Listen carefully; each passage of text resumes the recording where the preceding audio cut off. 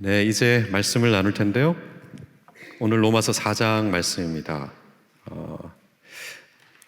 로마서 4장의 그 말씀을 살펴보면서 1장부터 4장에 살펴봤던 내용의 어떤 서론적인 부분의 결론을 우리가 보게 되는데요. 오늘 아브라함 이야기를 같이 볼 텐데요. 제가 오늘 설교를 시작하면서 어떤 얘기가 좋을까라는 고민을 하다가 미국에서 있었던 한 에피소드가 생각이 났습니다. 부활절 다음 주일인가 우연히 미국 기독교 방송을 봤는데요. 그때 흥미로운 프로그램에 대한 어떤 광고를 했었어요. 뭐였냐면 이제 설교 시리즈를 연속으로 방영하는데 제목이 이랬습니다. 죽은 자들의 설교, 이런 타이틀을 가지고 이미 세상을 떠난 3명의 설교자들의 설교를 소개하는 거였죠. 성함은 이랬어요. 에드리언 로저스, 제임스 케네디, 버넌 맥기. 아시는 이름인가요? 저도 잘 모르는 이름이었습니다. 설교도 많이 듣고 공부도 많이 했지만 한 번도 들어보지 못했던 낯선 이름이었죠. 그러니까 유명한 인물들이 아니었던 거예요. 그래서 궁금했어요.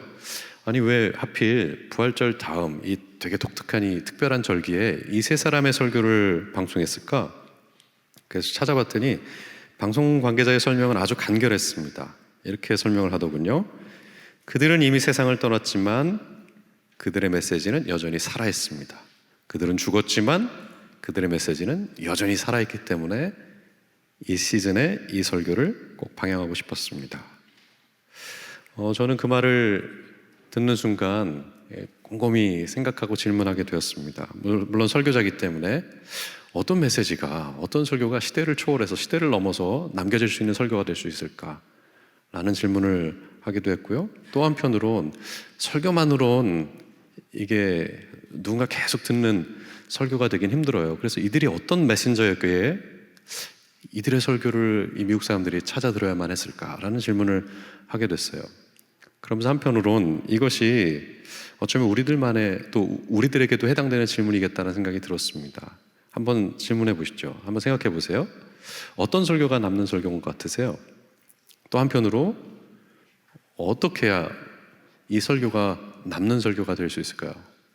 무엇을 했기 때문에 이들의 설교를 기억할 필요가 있을까요?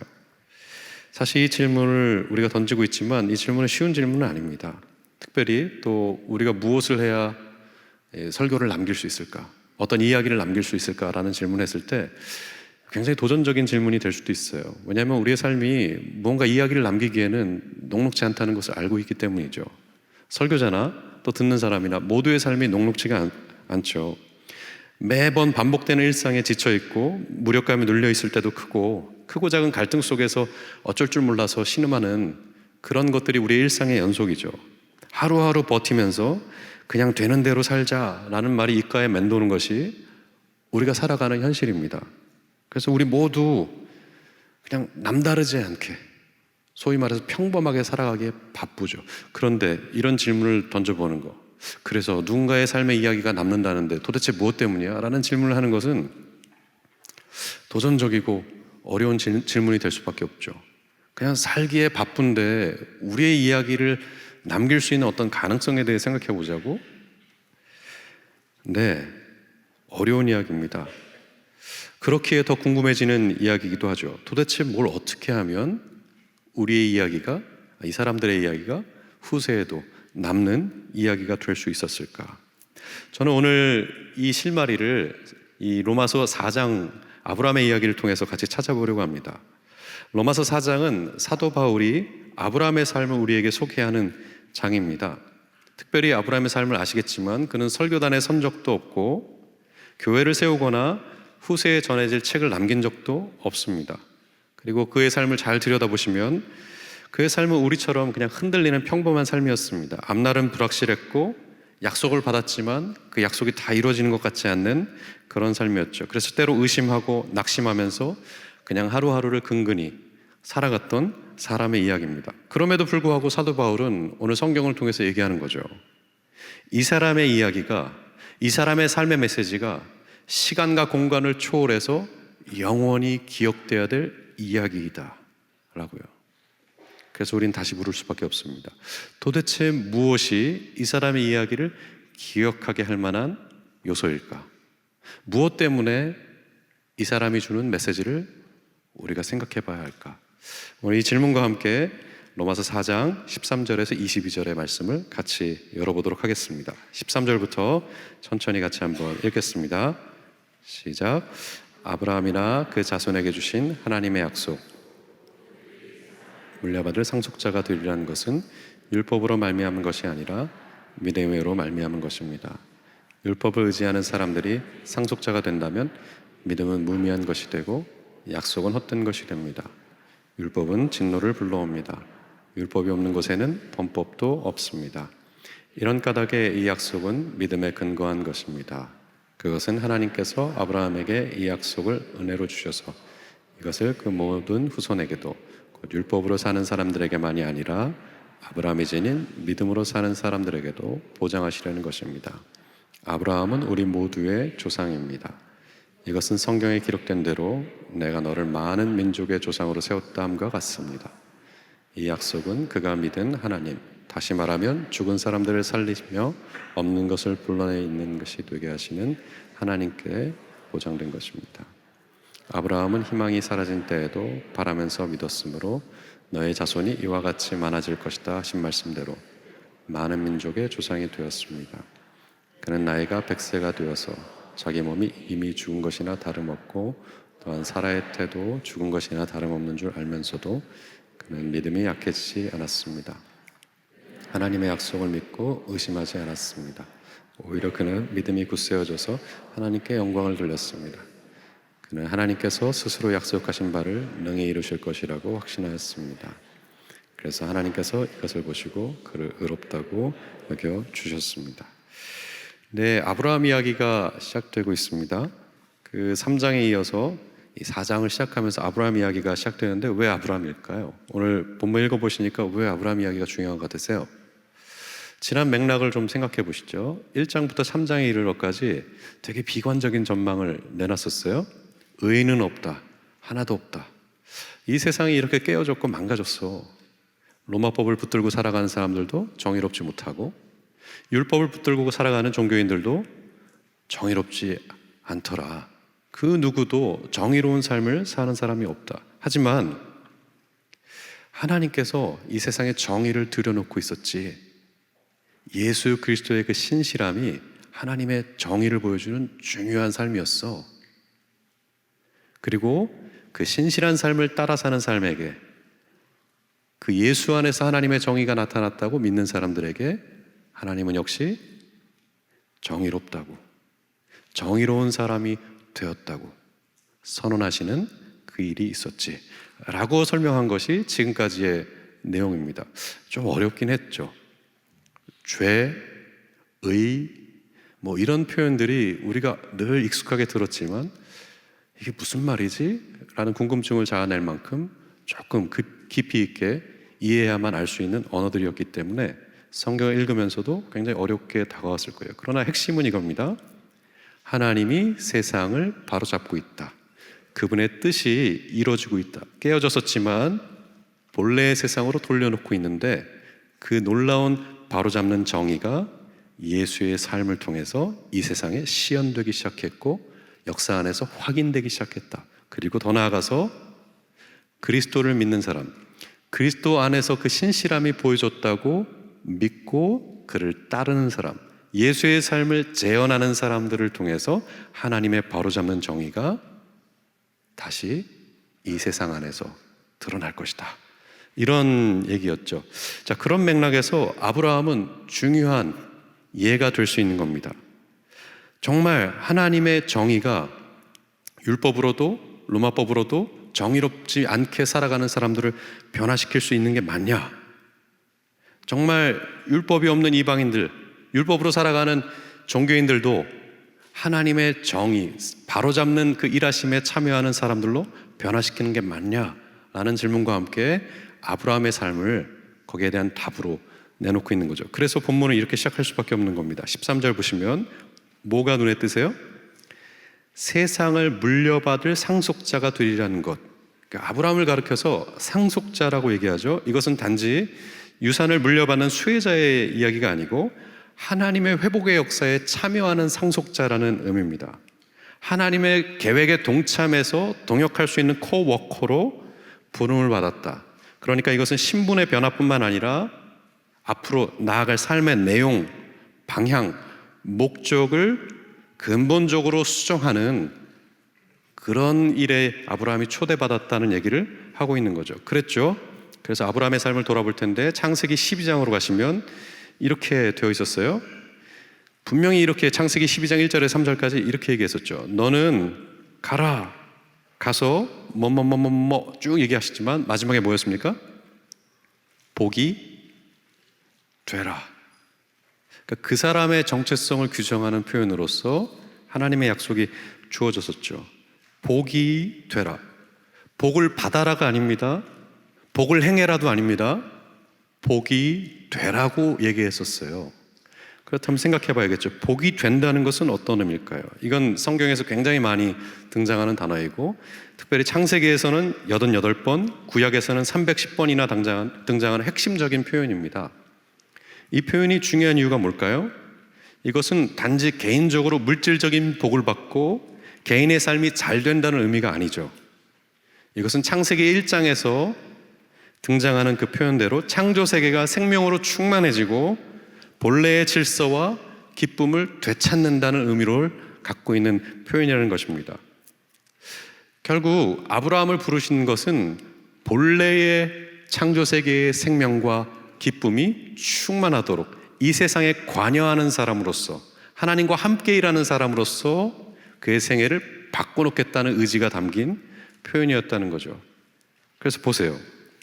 창세기를 잠깐 간추려 보시면 이 복이란 단어가 처음 창세기 1장에 등장하고 나서 한동안 등장하지가 않습니다. 창세기 12장 이 아브라함의 오기까지 한동안 등장하지 않아요. 그 사이에 그럼 어떤 단어들이 더 중요한 단어로 등장하죠? 저주와 죽음이란 단어가 등장합니다. 그래서 3장 16절 17절 보시면 대표적으로 아주 간결하게 얘기하죠. 땅은 너 때문에 저주받을 것이고 죽는 날까지 수고해야 먹고 살 것이다. 아주 피부에 와닿는 표현이 등장하죠. 성경은 간결하게 얘기했던 겁니다. 하나님의 의도가 망가져서 인간의 죄 때문에 타락으로 인해서 고통과 수고와 상호 간의 지배와 죽음이 찾아오는 깨어진 세상이 되었다. 이것은 저주다. 하나님과의 관계가 깨지고 서로의 관계가 망가진 저주, 모든 것이 엉망이 된 상태다라는 얘기를 했었죠.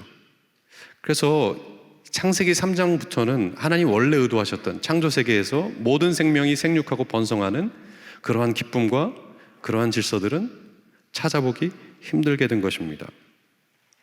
하지만 하나님은 계획을 끊임없이 갖고 계셨죠.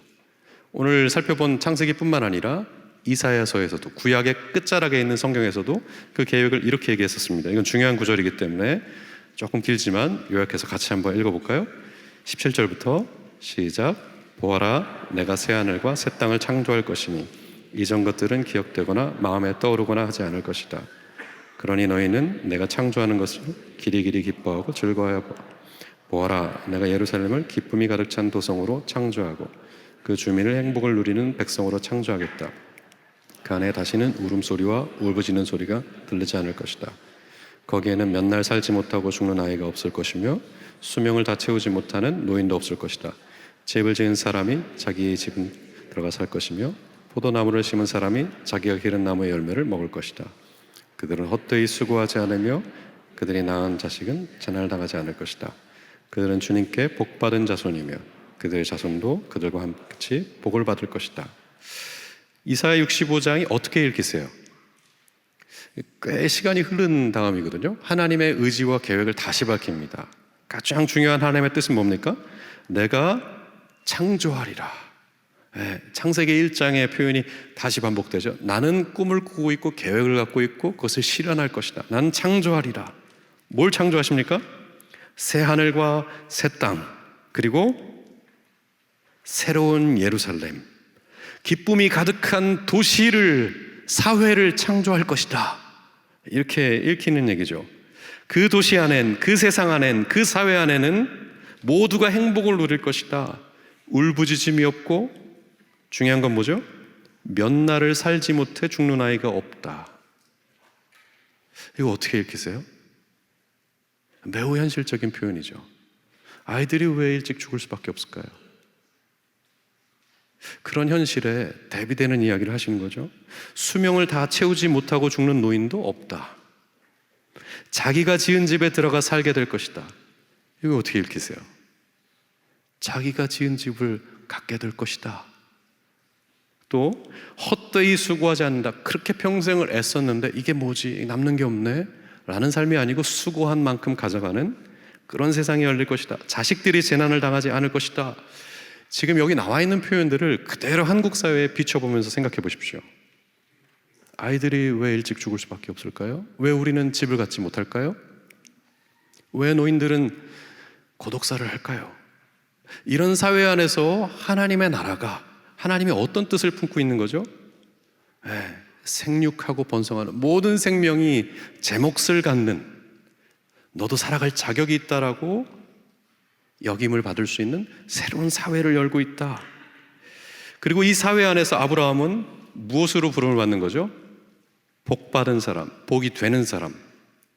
그러니까 이 사회를 같이 읽어갈 코미션, 동역자로 부름을 받는다 라는 얘기를 하고 있는 거죠. 그러니까 아브라함의 부름이 애초부터 이거였습니다. 너 하나 잘 먹고 잘 살자가 아니고 어떻게 하면 이 사람이 자격 있는 사람이 되어서 하나님의 일에 참여하는 사람이 될 수 있을까라는 아주 근본적인 부름이었다는 거죠. 그리고 두 번째, 이것은 아브라함이 애써서 얻을 수 있는 자격이 아니었어요. 14절 보실까요? 13절에 이어서 14절은 이렇게 되어 있었습니다. 율법을 의지하는 사람이 상속자가 된다면 믿음은 무의미해지고 약속은 헛된 것이 됩니다. 무슨 얘기인지 아시겠습니까?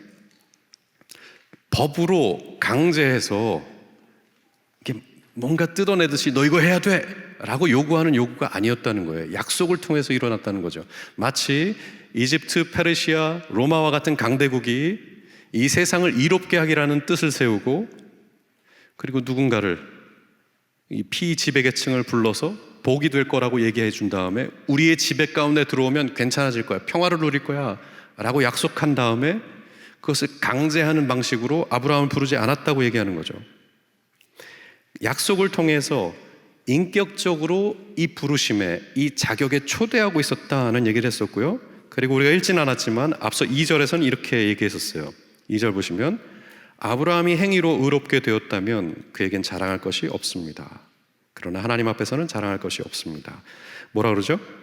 아브라함의 행위로도 이 자격을 얻은 것이 아닙니다 라는 얘기를 해요. 이걸 쉬운 영어로 번역하면 에너지입니다. 아브라함의 에너지로, 쉽게 말해서 아브라함이 노력하고 애써서 아브라함이 갖고 있는 힘으로 이런 자격과 지위를 얻은 것도 아닙니다. 하나님의 동역자가 되는 것, 세상을 바로잡고 있는 일에 참여하게 되는 것, 그러니까 로마서가 설명하고 있는 한 단어로 표현하면 의롭게 되는 것, 그 정의에 참여하는 것은 법으로 강제한 것도 아니고 아브라함이 애써서 노력해서 얻는 것도 아니었습니다. 오로지 그분이 약속하셨고 그것을 신뢰하는 거기로부터 이 자격을 얻은 것입니다 라고 설명하고 있었다는 거죠. 다시 그럼 창세기로 돌아가 보실까요? 그랬죠. 창세기 12장부터 쭉 보시면 12장 1절부터 3절까지 아주 중요하게 강조되는 단어가 있다고 말씀드렸어요. 그건 무엇이었습니까? I will, 주어였습니다. 그래서 제가 적어놨는데 6번이 반복이 되죠. 내가 너를 보여줄 땅으로 인도하겠다. 내가 너를 복주겠다. 내가 너로 민족을 이루게 하겠다. 내가 너의 이름을 크게 하겠다. 내가 너를 통해 모든 족속이 복을 받게 할 것이다. 그러니까 주도권이 어디 있는 겁니까? 하나님께 있죠. 이 자격을 부여하고 이 복으로 만드는 일에 있어서 주도권이 너에게 있는 게 아니고 내가 너를 그렇게 만들겠다 라는 데 있다는 거죠. 그래서 아브라함은 하나님이 하시겠다는 이 주도권에 그저 동의하고 따라 나서기로 한 것입니다. 그래서 가장 당혹스러운 표현은 뭐였죠? Get out, 나가, 떠나. 그러니까 어디로 가야 될지 목적지도 몰랐고 가면 무엇이 보장되는지도 몰랐어요. 더군다나 큰 민족을 이루겠다고 하는데 그런 조건조차도 갖고 있지 않았죠. 그러니까 다시 말해서 뭐죠? 그 이어받을 상속자도 갖고 있지 않는 상태에서 하나님이 내 삶을 그렇게 만드시겠다면 저는 그것을 신뢰하면서 따라가겠습니다. 인격적인 호응을 통해서 이 자격을 얻었다라고 얘기하는 겁니다. 이게 굉장히 중요한 거예요. 바울이 아브라함의 삶을 보면서 이 사람의 믿음의 조상이라고 부를 수 있는 이유가 여기 있어 라고 말하는 부분이 바로 이런 부분입니다. 그가 어떤 자격을 얻게 됐는지, 그리고 그 자격에 맞는 사람으로 하나님이 어떻게 그를 만들어 가고자 했는지, 아브라함은 그것을 믿고 기대함으로 따라왔기 때문에 그 자격을 얻은 것입니다 라는 설명으로서 아주 중요한 예라고 하는 거죠. 자, 그러면 이제 두 번째 살펴봐야겠죠. 정말 하나님이 아브라함을 정의롭게 만드는, 복이 되게 하는 일에 주도권을 쥐고 계신 게 맞나? 라는 질문을 해봐야 됩니다. 거기에 대해서 바울은 이런 대답을 합니다. 18절부터 20절까지 그 부분은 같이 한번 읽어보겠습니다. 18절 같이 읽겠습니다. 시작. 아브라함은 너희 자손이 이와 같이 많아질 것이다 하신 말씀대로 많은 민족의 조상이 되었습니다. 그는 나이가 100세가 되어서 자기 몸이 이미 죽은 것이나 다름없고 또한 사라의 태도 죽은 것이나 다름없는 줄 알면서도 그는 믿음이 약해지지 않았습니다. 그는 하나님의 약속을 믿고 의심하지 않았습니다. 오히려 그는 믿음이 굳세어져서 하나님께 영광을 돌렸습니다. 어떻게 이야기가 전개되는 것 같으세요? 이 아브라함 생애에 있어서 중요한 게 뭘까요? 첫 번째, 자격이 없었지만 이 세상을 바로잡는 일에 아브라함을 초대했다. 정체성 자체가 내가 잘 먹고 잘 사는 게 아니죠. 어떻게 하면 하나님이 이 세상을 바로잡는 일에 내가 참여하게 될까? 나는 그런 사람이야 라는 정체성을 입는 것이 이야기의 시작이었습니다. 근데 그 정체성이 어떻게 아브라함의 것이 될까요? 무엇보다 믿는다는 것이 무엇인지를 아브라함이 알기 시작해요. 하나님을 신뢰한다는 게 뭐지? 그냥 덮어놓고 믿으란 말인가? 믿으면 잘 된다는 얘기인가? 그런 얘기가 아니라는 거죠. 여기서 어떻게 표현되고 있습니까? 19절, 아브라함이 100세가 되었을 때 무슨 일이 있었는지를 설명합니다. 자기 몸이 죽은 것이나 다름없고 사라의 태도 죽은 것이나 다름없는 줄 알면서도 그는 믿음이 약해지지 않았습니다. 시작할 때 기대할 수는 있죠. 하나님이 약속하셨어. 내 삶이 이렇게 될지도 모르는데, 정말 내가 이런 자격을 갖고 이런 삶을 살아가야 될지도 모르겠지만 하나님이 내 삶을 그렇게 갖고 가시고 만들어 가신대. 난 그거 정말 믿어. 시작할 때 그렇게 기대하며 갈 수 있어요. 근데 시간이 얼마나 흘렀습니까? 75세에 부름 받았으면 100세면 25년이 지난 거죠. 아무것도 이루어진 게 없어요. 땅을 주리라 했는데 땅을 가진 것도 아니고, 자식을 많이 주겠다 했는데 자식을 많이 준 것도 아니에요. 그러니까 너는 복이 될 것이다 라고 얘기했지만 25년이 지나서 그걸 믿고 따라왔지만 자신의 삶이 크게 달라지지 않았다는 것을 알고 있어요. 좌충우돌하고 흔들리면서 겨우겨우 살고 있지, 정말 그 약속이 이루어지는 게 맞나? 라는 의구심 속에 그냥 거기서 살고 있죠. 근데 놀라운 것은 창세기를 보시면 그 약속이 계속 반복된다는 거예요. 12장에서도 반복되고 15장에서도 반복되죠. 너는 복의 근원이 될 것이다. 너의 후손은 하늘의 별같이 바다의 모래처럼 많아질 것이다. 그러니까 말도 안 되는 약속이 계속 반복됩니다. 어떻게 보면 공수표와 같은 약속이 계속되죠. 이성적으로 이해할 수도 납득할 수도 없죠. 왜냐하면 지금 이 순간에는 이제 경수가 다 끊겨서 육체적인 어떤 제약이 있다는 걸 분명히 아는 순간에 왔기 때문에 이건 이해하기 어렵고, 내가 이 25년 신앙생활 했지만 정말 내가 손에 쥔 것도 없고 이거 뭘 어떻게 해야 되지? 라는 순간을 마주한 거죠. 근데 그때에도 여전히 믿음을 잃지 않았다, 믿음을 선택했다라고 얘기하는 거죠. 자, 그럼 여기서 이제 질문이 되는 거죠. 도대체 믿는다는 건 뭘까요? 안 되는 줄 알면서도 믿습니다 해서 되게 하게 하십니다라는 낙관과 긍정을 하는 게 믿음이라고 표현한 걸까요? 그렇게 오해할 만한 구절이긴 해요. 근데 이 표현을 가만히 보면 이거죠. 19절부터 20절 내용을 가만히 들여다보면 무슨 얘기를 하고 싶은 거죠?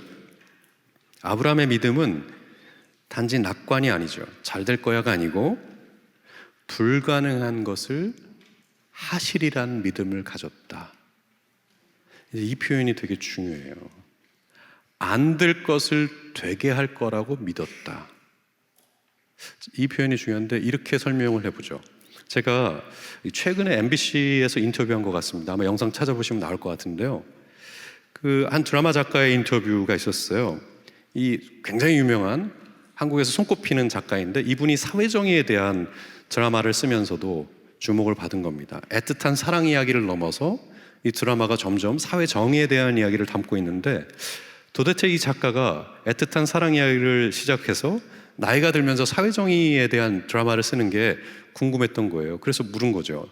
그 사회자가 묻습니다. 아니, 사랑 이야기를 잘 쓰시는데 가만히 드라마가 진행되는 걸 보고, 작품이 나오는 걸 보니까 사회 정의에 대한 이야기를 쓰시더라고요. 왜 그렇습니까? 라고 물었더니 작가가 이런 대답을 했어요. 저도 나이가 먹어가거든요. 아이들이 유치원 다닐 때 아이들하고 이런 대화를 했었어요. 오늘 간식 뭐 먹었어? 라는 질문을 했대요. 근데 아이가 커가면서 중학교를 가고 고등학교를 가면서 이제 아이한테 이런 질문을 했다는 거죠. 너희 학교엔 그런 애 없어? 뭘 염두한 질문이죠? 학교 폭력이나 이 괴롭힘을 당하는 그런 일들을 전제한 거죠. 저도 그렇게 나이가 들더군요 라고 이런 예를 들면서 설명하다가 이렇게 얘기하는 거죠. 결국 아이를 키우면서 내 아이가 안전한가, 이 사회가 괜찮은가 고민하다 보니까 이 작품을 쓰게 되었다고. 맞아요. 우리는 살아가면서 점점 더 깊은 것을 묻기 시작합니다. 이 사회가 정상인가? 이 사회가 안전한가? 이 사회가 정의로운가를 묻게 되죠. 그리고 정의롭지 않다는 것도 알게 되고, 불안전하고 엉망이라는 것도 알게 됩니다.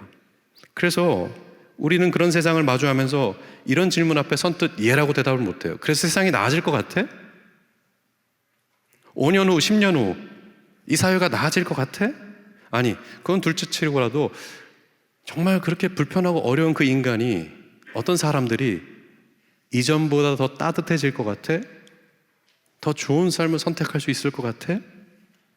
이런 질문을 하면 흔히 예라고 대답을 못해요.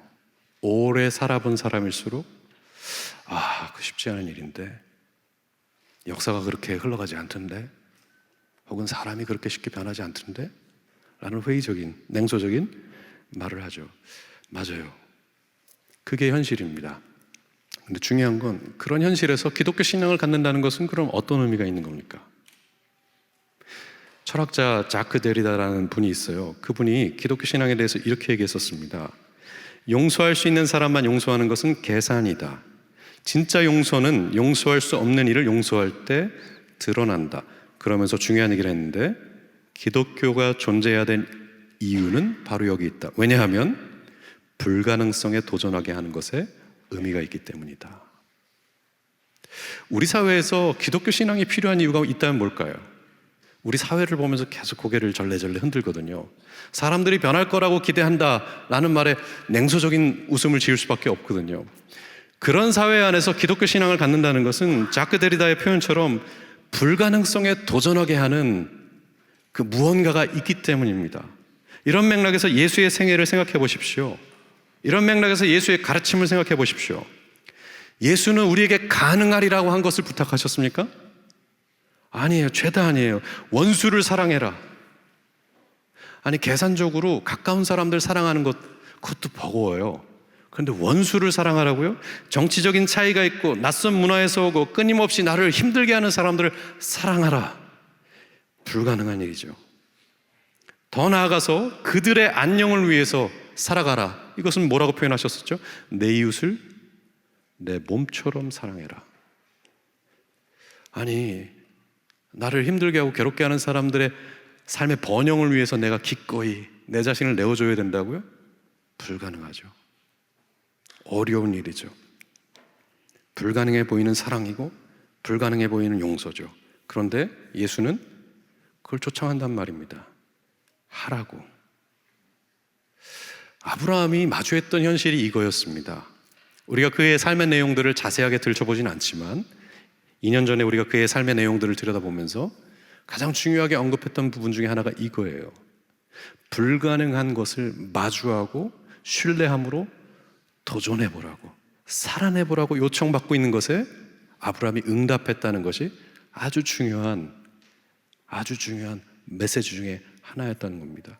신앙을 갖는다는 건 바로 이겁니다. 하나님께서 그에게 자격을 부여하셨죠. 세상을 바꾸자. 하나님께서 일하시는 일에 참여하자. 놀라운 자격을 선물로 받죠. 그런데 그 자격을 입는다는 것은 무엇을 의미합니까? 할 수 있는 일을 해라가 아니고 하지 못하는 일, 불가능한 일에 도전해라 라는 초청 앞에서 믿음으로 응답하는 일이었다 라는 이야기를 하고 있는 겁니다. 하나님이 아브라함을 그렇게 이끌고 있었고 아브라함이 거기에 응답하는 사람이 되도록 이끄셨다는 얘기를 하는 거죠. 그래서 그 다음 이야기가 따라옵니다. 21절 보시면 21절 같이 읽겠습니다. 21절 시작. 그는 하나님께서 스스로 약속하신 바를 능히 이루실 것이라고 확신하였습니다. 그래서 하나님께서는 이것을 보시고 그를 의롭다고 여겨주셨습니다. 뭐가 읽겠어요? 여기서 이 표현 중요합니다. 확신. 이건 이제 보통 믿는 게 아니죠. 도른 거죠. 이건 이 정도면. 그죠? 예, 확신. 헬라어 표현을 그대로 하면 완전히 신뢰하다, 믿음으로 가득 찼다. 이걸 이 신약학자들은 이런 쉬운 단어로 표현해요. 신용이 쌓였다. 크레딧이 쌓였다. 신용이 쌓이는 일은 하루아침에 되는 게 아닙니다. 그죠? 예. 뭔가 물건을 살 때 내가 신용으로 사겠다는 것은 하루아침에 되는 일이 아니에요. 그러니까 오랜 시간 서로의 믿음을 주고받으며 쌓여있는 관계가 되었다라고 얘기하는 거죠. 정말 그랬습니까?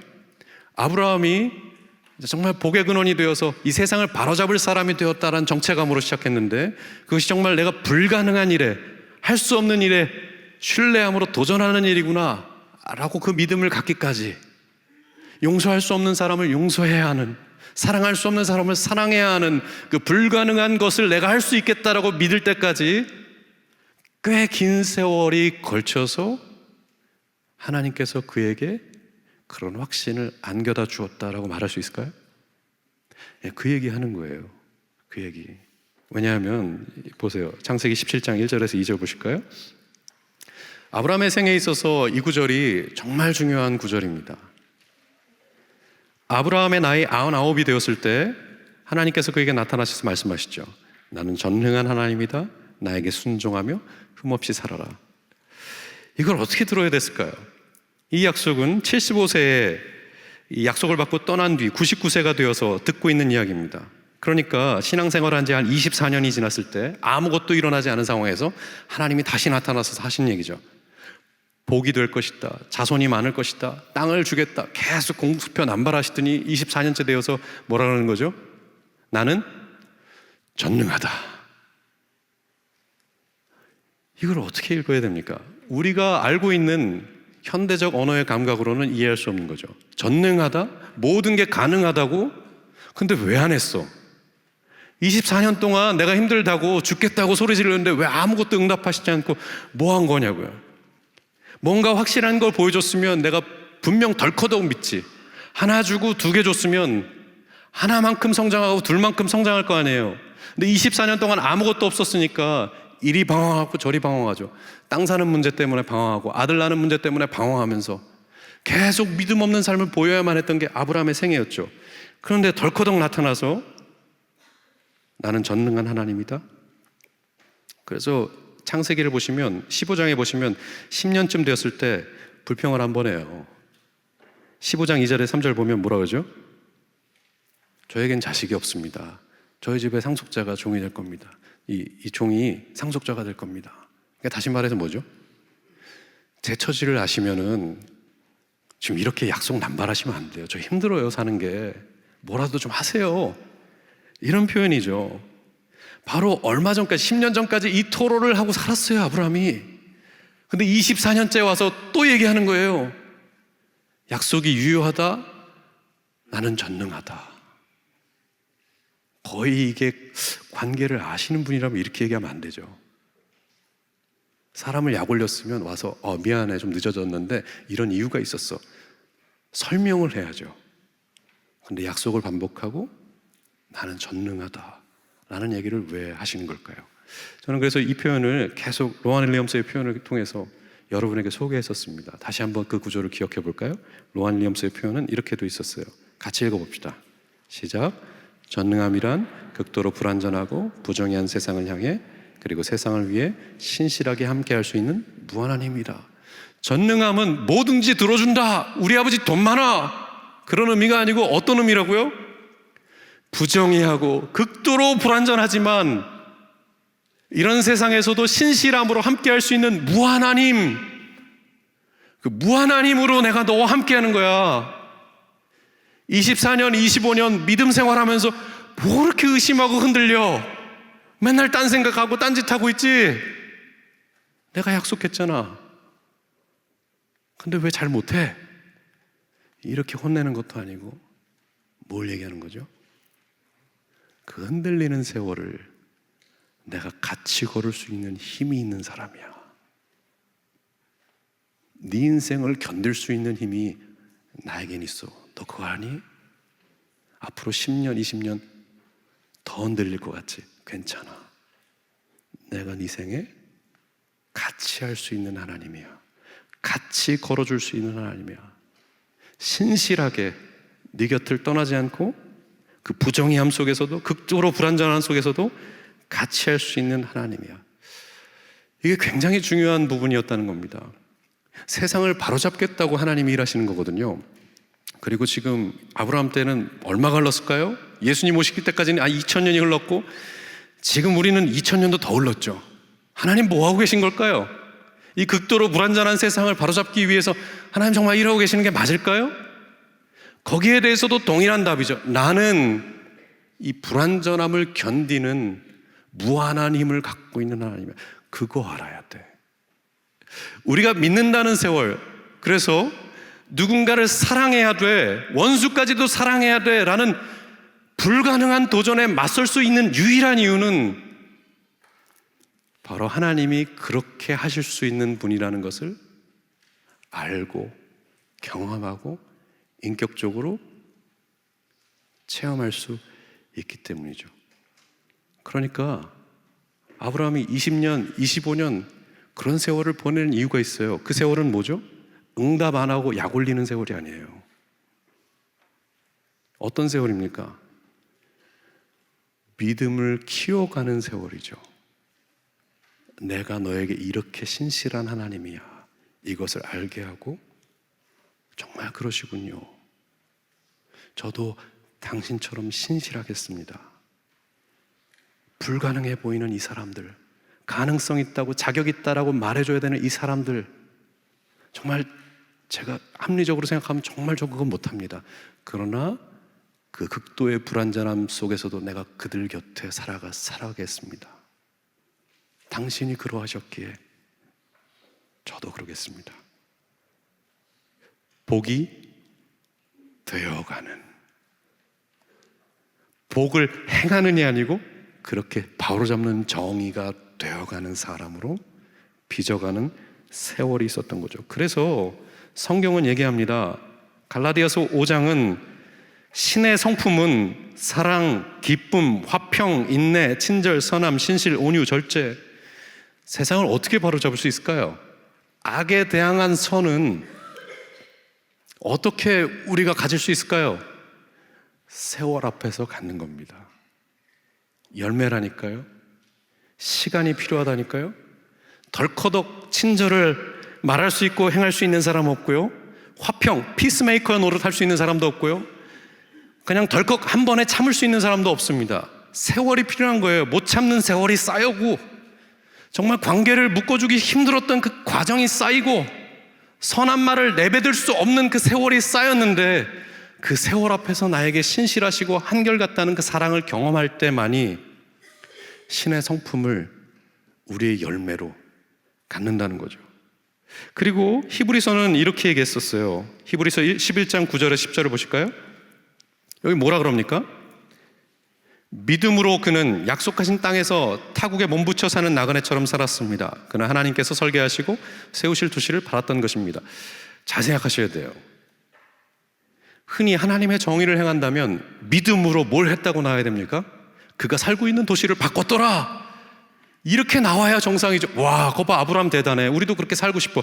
우리가 살고 있는 세상에 울음도 많고 제명에 죽지 못한 사람 많고 자기 집을 갖고 있지 못한 사람도 많은데 우리가 바꾸자, 이게 본받아야 되는 믿음 아닙니까? 근데 아브라함의 삶은 그렇게 설명 안 한다고요. 기다렸다고 얘기해요. 나그네로서 초라하게 살고 생을 마쳤다고 얘기해요. 이게 믿음이라고 얘기하죠. 왜 그렇습니까? 도시를 바꿨다가 아니고 세월을 보냈다. 나그네로서 살아온 충실한 신실한 삶을 살았다. 왜요? 그분이 이 세월을 견디고 지켜내는 분이기 때문에 나도 이 부정의하고 극도로 불안한 이 도시 안에서 이 사람들 곁에서 신실하게 살았어요. 이게 믿음이라고 성경이 설명하고 싶기 때문이죠. 잘 생각하십시오. 성경이 말하고 싶은 건 이거예요. 누차 이걸 얘기하고 있어요. 예레미야를 한번 볼까요? 예레미야서 29장 4절에서 7절. 저는 이게 우리 시대 한국교회의 가장 중요한 본문 중에 하나라고 생각해요. 왜 그럴까요? 가만히 생각해 보십시오. 29장 4절에서 7절 자주 읽고 소개하지만 앞으로도 계속 읽어볼 본문이지만 뭐가 보이십니까? 분명히 바벨론 포로로 끌려가죠. 하나님이 도와주지 않습니다. 오히려 얘기해요. 거기서 살으라고. 도망치지 말고, 곧 돌아간다고도 약속하지 말고, 거기에 오래 살 것처럼 집 짓고 과수원 만들고 결혼해서 자녀 낳고 그 사람들을 위해 살아보라고 얘기하죠. 믿음이 탈출의 동력이 아니고 거기에 뿌리 내리는 힘이라고 얘기하죠. 그런 삶도 감내할 수 있는 힘이라고 얘기하고 있다는 게 아주 중요한 전제예요. 이런 삶이 싫어요. 전 도망가고 싶어요. 제 삶은 그럴싸했으면 좋겠어요 라고 말하고 싶어요. 근데 믿음은요, 포로기와 같은 그 삶의 자리를 사는 거래요. 이게 이해가 되세요? 제가 안톤 체호프의 세 자매라는 작품을 좋아해요. 왜냐하면 사실 거기에 우리의 실존에 대한 이야기가 많거든요. 안톤 체호프는 우리가 뭔가 직선적으로 뭔가 성취해가는 삶을 그려내지 않습니다. 그는 성공한 공무원이 돼서 모스크바라는 큰 도시로 가서 자리 잡고 싶어하는 욕망을 갖고 있는 한 주인공을 우리에게 소개해요.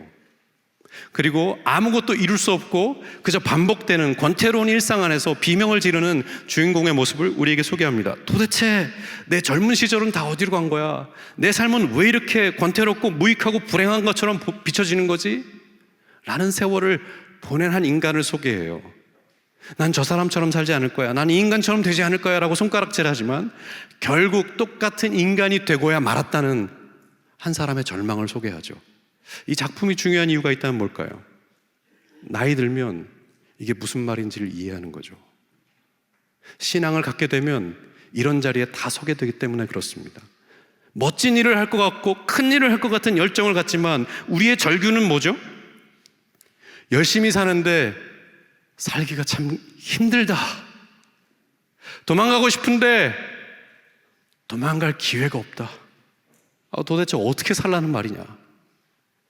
이런 절규를 우리도 마주하기 때문이죠. 이런 자리가 하나님이 허락한 자리라고, 살아내야 되는 자리라고 생각을 못 한다는 겁니다.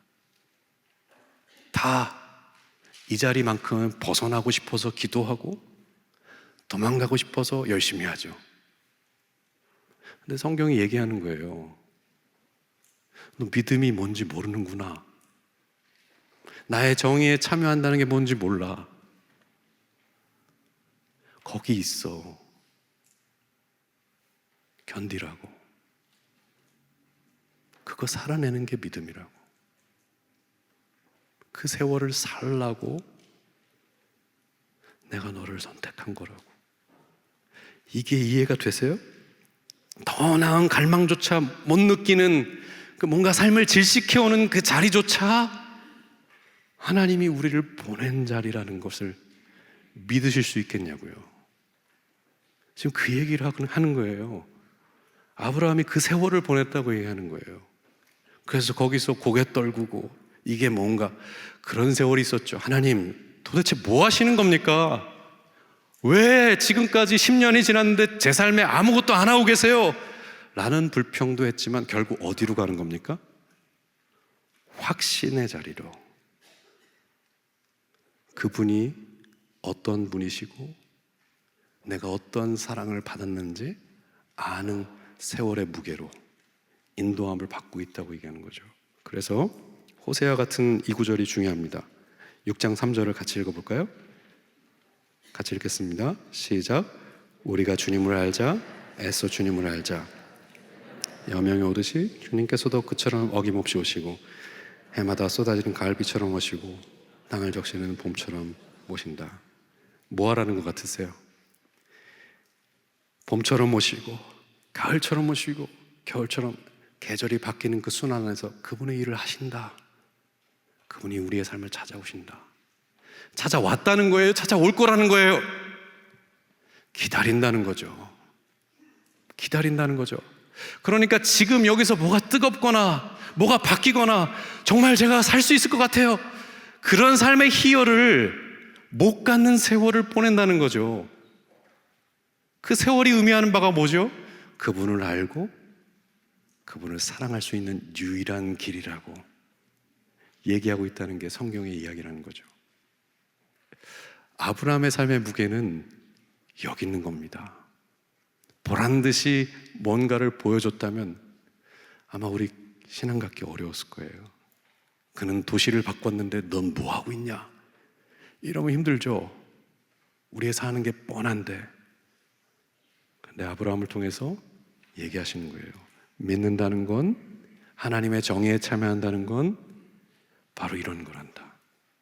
이해 못할 세월을 살면서도 그 안에서 불가능한 일들, 사랑해야 하는구나, 인내해야 하는구나, 선을 말해야 하는구나, 진실해야 하는구나, 그것이 나의 것이 되도록 신실함 가운데 살아가는 것이 하나님의 부르심이라고 우리에게 설명하는 거죠. 그럼 우리는 어떻게 살아야 할까요? 중요한 건 이겁니다. 제가 책 한 권을 소개하고 싶은데요, 기독교는 세상을 어떻게 바꾸는가, 이런 책이 있어요. 이건 굉장히 중요한 책입니다. 왜냐하면 서구, 미국이나 영국은 기독교 신앙이 우리보다 훨씬 더 오래되었습니다. 다시 말해서 우리가 걸어간 길을 이미 지나간 사람들의 성찰을 담고 있기 때문이에요. 한국 교회가 여기서 지나면 그 다음은 어디로 갈까요? 그 다음은 어디일까요? 그 이야기를 서구는 이미 알고 있다는 겁니다. 이미 지나온 과정 안에서 기독교 신앙이 무엇인가라는 답을 내릴 때 제임스 헌터라는 학자는 이렇게 얘기해요. 기독교는 세상을 변화시키는 종교가 아니다. 어떠세요? 충격적이지 않으세요? 변화시키려고 믿는데, 변화시켜야 하는 당위성 앞에 내 충성을 드려야 되는 게 맞는데, 기독교는 세상을 변화시키는 게 아니다. 그럼 뭐냐? Faithful presence, 신실한 존재다. 이게 수긍이 되십니까? 기독교 신앙이 세월을 지나고 나면 이렇게 정의 내려진다고 서구가 얘기하고 있다는 거죠. 정말 기독교는 신실한 현존일까요? 신실한 존재일까요? 예, 맞아요. 오늘 성경이 얘기하잖아요. 열정을 갖는 게 아니고 신실함을 갖는 거라고. 견디기 어려운 무기력한 삶의 자리에 처하더라도 믿음을 잃지 않고 그분을 알고 사랑하는 세월을 보내는 거라고 얘기하고 있죠. 그래서 기독교의 영향력은 혁명이 아닙니다. 뭐죠? 수많은 아브라함이 세월 속에서 보여준 신실한 삶인 것입니다. 그렇기 때문에 오늘 이 말씀을 들으시고 꼭 이 하나의 질문을 여러분의 질문으로 가져가시면 좋을 것 같아요. 하나님, 그래서 제 삶이 이렇거든요. 여기서 제가 불가능에 도전한다는 것은 어떤 의미죠? 제가 부딪혀야 될 문제가 뭡니까? 사랑하고 씨름하고 넘어가야 될 그 관계는 뭡니까?